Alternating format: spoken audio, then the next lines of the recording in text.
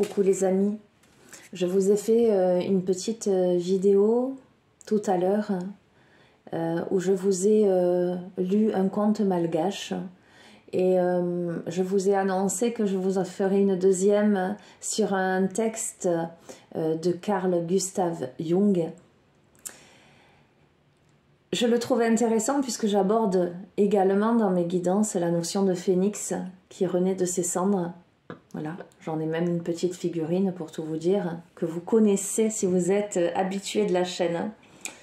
Donc je vais vous lire ce texte. Carl Gustav Jung nous a expliqué dans son livre intitulé Métamorphose de l'âme et ses symboles que l'être humain et le phénix présentent de nombreuses similitudes. Cette créature de feu emblématique capable de renaître majestueusement de ses cendres symbolise aussi le pouvoir de la résilience, cette capacité inégalable nous permettant de nous renouveler pour devenir des êtres bien plus forts, bien plus courageux et bien plus lumineux. S'il y a un mythe qui a nourri presque toutes les doctrines, les cultures et les racines légendaires de nos pays, c'est sans doute celle qui fait référence au phénix. On dit de lui que ses larmes avaient le pouvoir guérisseur, qu'il présentait une grande résistance physique, qu'il maîtrisait le feu et qu'il se caractérisait par une sagesse infinie. C'était en essence un des architectes les plus puissants pour Jung, car dans son feu se trouvait aussi bien la création que la destruction, la vie et la mort. Je tenais à vous lire ce texte à la suite du conte malgache que j'ai abordé tout à l'heure sur l'autre vidéo, puisque on a cet arbre qui a ses deux côtés, ses fruits qui du côté droit vont nourrir et ses fruits qui du côté gauche vont donner la mort. On a ce même paradoxe, cette même dualité dans le phénix. Il est à la fois création et destruction, il est à la fois vie et mort. Il est à la fois ordre et chaos. Je crois que ces deux textes sur lesquels je tombe ce matin ont quelque chose à nous enseigner sur la notion de tolérance vis-à-vis de soi-même, mais aussi la notion de persévérance, de courage, puisqu'il faut une sacrée dose de courage pour renaître de ses cendres, pour passer de la destruction à la création, ou pour déconstruire, pour reconstruire, pour mourir à soi et revivre à une nouvelle version de soi-même. On a toujours la notion du libre arbitre, toujours la faculté de décider, de s'enliser ou de se réveiller, de s'assombrir ou de s'illuminer. Mais à la fois dans le premier conte et à la fois dans ce texte, ça demande une prise de risque quelque part. Ce courage, cette foi inébranlable, à la fois en la vie et à la fois en soi, cette confiance en soi. Est-ce que je fais le bon choix? Est-ce que je vais cueillir le bon fruit?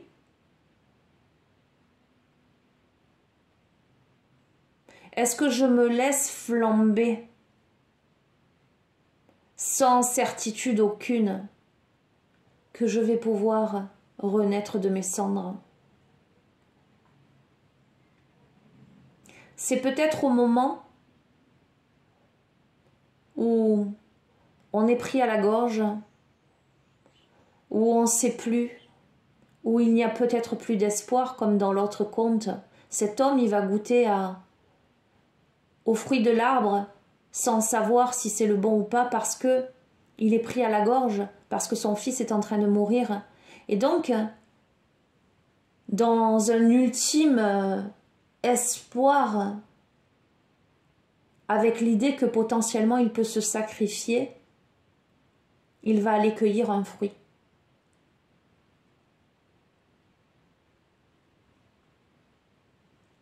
Au final, cet homme, c'est ce phénix qui va frôler la mort pour gagner la vie et l'offrir à tous les autres. Mais l'homme cupide, les hommes cupides autour, ne vont pas accepter la mort, ne vont pas accepter l'obscurité et vont vouloir l'éradiquer. Mais en éradiquant l'obscurité, ils vont éradiquer l'arbre tout entier et toutes ses promesses.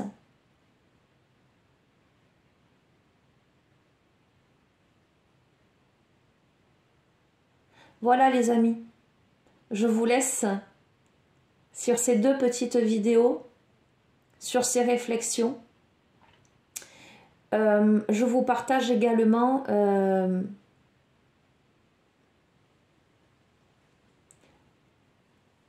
petit épisode de vie. Hier, moi j'ai été portée à regarder à nouveau un film que j'aime beaucoup, Mange, prie, aime, avec Julia Roberts, qui est une actrice merveilleuse, qui m'a laissé beaucoup à réfléchir, qui m'a énormément émue.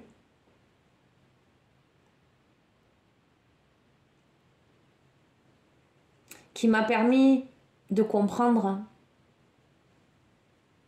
beaucoup de choses sur la notion de bonheur, de relationnel, de quête de sens, de quête de soi, ce que l'on s'autorise, ce que l'on ne s'autorise pas. Et c'est rigolo parce que je ne vais pas m'arrêter. Ça m'évoque le 3e texte que j'ai découvert ce matin, décidément, à nouveau, de Jung. Eh bien tiens, je vais vous le lire. Ce sera plus long que prévu. Ok. Donc c'est... en fait, c'est un extrait de son livre Ma vie, Souvenirs, rêves et pensées, où il explique un petit peu son parcours, son vécu, ses ressentis. Enfant, je me sentais solitaire et je le suis encore aujourd'hui, car je sais et dois mentionner des choses que les autres, à ce qu'il semble, ne connaissent pas ou ne veulent pas connaître. La solitude ne naît point de ce que l'on n'est pas entouré d'être, mais bien plus de ce que l'on ne peut leur communiquer les choses qui nous paraissent importantes, ou de ce que l'on trouve valable des pensées qui semblent improbables aux autres. Ma solitude commença avec l'expérience vécue de mes rêves précoces et atteignit son apogée à l'époque où je me confrontais avec l'inconscient. Quand un homme en sait plus long que les autres, il devient solitaire.